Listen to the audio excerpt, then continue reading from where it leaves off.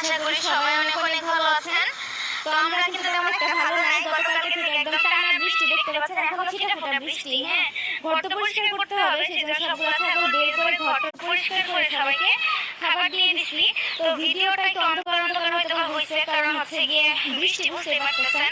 তো একটু করে ছিটাফোঁটা বৃষ্টি হয় আর সামনে সামনে বাতাস। তো ভাবতেছি এখন ঘরে তুলবো না, বাইরে করে রাখবো ছাগলগুলোকে, যে উপরে বস্তাগুলো বাঁধা আছে। কারণ শরীরে তেমন বৃষ্টি ফোঁটা পড়তেছে না।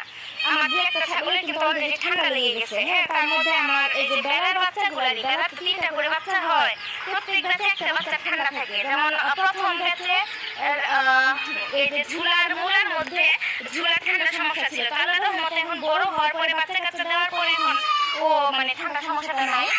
তারপর বাচ্চা ছিল আমার দুটা খাসি বাচ্চা, নান্টু বান্টু। তো নান্টু বান্টুর মধ্যে নাক পড়ছিল ঠান্ডা, প্রচুর ঠান্ডা ছিল, ঠান্ডা বলতে কাশি। হ্যাঁ, নাক দিয়ে ঠান্ডা পড়তে দেখতাম না।